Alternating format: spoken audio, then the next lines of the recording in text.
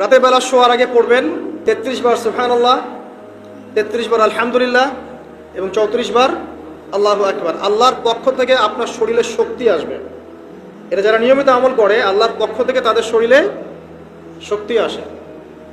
হ্যাঁ, কারণ এইটা রাসূল সাল্লাল্লাহু আলাইহি ওয়াসাল্লাম কাকে শিখিয়ে দিয়েছেন? তার মেয়ে ফাতিমা রাদিয়াল্লাহু আনহাকে। ফাতিমা রাদিয়াল্লাহু আনহা এবং আলী রাদিয়াল্লাহু আনহু তারা দুজন গিয়েছেন আল্লাহ রাসূলের দরবারে, গিয়ে বলেছেন আমাদেরকে একজন দাসী বা দাস দিন, বাসার অনেক কাজ আমরা করতে পারি না, লাগে না কাজের মানুষ। নবী সাল্লাল্লাহু আলাইহি ওয়াসাল্লাম বলছেন যে আমি কি তোমাদেরকে এমন কিছু শিখিয়ে দিব যেটা তোমাদের এই দাস দাসের অভাব পূরণ করে দিবে, প্রয়োজন হবে না? তো অবশ্যই শিখিয়ে দিন। তখন নবীজি শিখালেন সাল্লাল্লাহু আলাইহি ওয়াসাল্লাম যে ঘুমানোর আগে 33 বার সুবহানাল্লাহ পড়বে, 33 বার আলহামদুলিল্লাহ এবং 34 বার আল্লাহু আকবার। তোমাদের দাস দাসীর প্রয়োজন হবে না ইনশাআল্লাহ। তো ব্যাখ্যায় অনেক ওলামায়ে কেরাম বলেছেন যে এটা নিয়মিত আমল করতে থাকলে রোগ ব্যাধি কম হয়, শরীরে শক্তি আসে, এনার্জি বাড়ে, আপনি নিজের কাজ নিজেই করতে পারবেন ইনশাআল্লাহ আযজা ওয়া জাল্লা। আসুন সামনে যাই। এরকম ঘুমানোর আরো বেশ কিছু আমল আছে, আমি অল্প কয়েকটা বললাম, এগুলোই করা শুরু করেন, আল্লাহ তৌফিক দান করুন। আর যদি পারেন ওযু করে ঘুমাতে পারলে আরো বেশি ভালো হয়। এবার আপনি ঘুমাচ্ছেন ডান কাত হয়ে, কি পড়বেন এই সময়? আল্লাহুম্মা বিসমিকা আমুতু ওয়া আহইয়া, আলহামদুলিল্লাহ, দোয়া সবার মুখস্থ আছে। এবার ঘুমান। এই যে ঘুমাচ্ছেন আপনি 3 ঘন্টা বা 4.5 ঘন্টা বা 6 ঘন্টা, আপনার এই পুরো ঘুমটা হবে ইবাদত ইনশাআল্লাহ তাআলা। এবং পবিত্র অবস্থায় ঘুমানোর অভ্যাস করতে থাকলে আল্লাহর পক্ষ থেকে আপনি সত্য স্বপ্ন দেখতে পারেন। এখনকার সায়েন্স এগুলা বিশ্বাস করে না, আর এই সায়েন্স কিনে আমার কোনো মাথা ব্যথাও নাই। কারণ এই আজকে একটা কথা বলে কালকে একটা কথা বলে, ঠিক আছে? তো আল্লাহর পক্ষ থেকে আপনি সত্য স্বপ্ন দেখতে পারেন। ইউসুফ আলাইহিস সালাম জেলখানায় বন্দী, সূরা ইউসুফ পড়ে দেখেন। তখন কয়েদিদের মধ্যে 2 জন স্বপ্ন দেখেছে। একজন স্বপ্ন দেখছে তার মাথার উপরে রুটি, উপর থেকে পাখি এটা ঠোকরে কি করছে, খেয়ে নিয়ে চলে যাচ্ছে।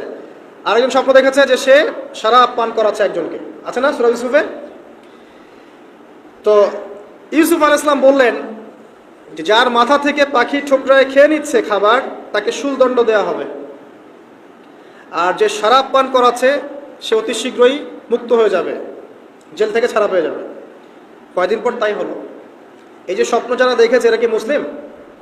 এই স্বপ্ন যারা দেখেছে এরা কিন্তু মুসলিম না। ইউসুফ আলাইহিস সালাম মুসলিম, তিনি আল্লাহর নবী, তিনি স্বপ্নের ব্যাখ্যা করছেন, কিন্তু এখানে একজন অমুসলিমের স্বপ্ন সত্য হয়েছে। একজন অমুসলিমকে আল্লাহ পাক স্বপ্ন দেখাতে পারেন, দলিল আছে কোরআনে। সত্য স্বপ্ন বলে একটা বিষয় আছে, যেটার জন্য অবশ্যই আল্লাহর পক্ষ থেকে নূর দরকার, স্বচ্ছ একটা মন দরকার, কলবুল সালিম দরকার, বেশি বেশি আমল দরকার, হ্যাঁ, আধ্যাত্মিকত্ব দরকার, আল্লাহর মারিফত দরকার। তারপরে ইনশাআল্লাহ সত্য স্বপ্নের প্রশ্ন আসবে। সারাদিন টিভি দেখে, গান শুনে, সিরিয়াল দেখে, গালিগালাজ করে, গীবত তহমত করে, খোঁচাখুচি করে, চুলাচুলি করে, এদের সাথে সত্য স্বপ্নের কি সম্পর্ক? এদেরকে তো শয়তান স্বপ্ন দেখাবে। কথা বুঝতে পারছেন না? ফজরের নামাজের পরে নবী সাল্লাল্লাহু আলাইহি ওয়াসাল্লাম বসে থাকতেন, সাহাবীরা তাকে বলতেন কে কোন স্বপ্ন দেখেছেন, তিনি বলতেন, এবং তিনি স্বপ্নের ব্যাখ্যা ইন্টারপ্রিটেশন করতেন যে এটা এমন, এটা এমন। এমনকি এই যে আপনার উহুদের যুদ্ধের আগের রাতে অনেক সাহাবী স্বপ্ন দেখেছেন, এবং পরের দিন দেখবেন উহুদের দিনে অনেক সাহাবী শহীদ হয়েছেন। তো যাই হোক, ওইদিকে আমি যাচ্ছি না। তো এই যে ঘুমটা আপনি ঘুমাচ্ছেন, ইনশাআল্লাহ আপনার ঘুমটা কি হচ্ছে? ইবাদত হচ্ছে না? আলহামদুলিল্লাহ। আলেম যারা, তাদের ঘুমও ইবাদত।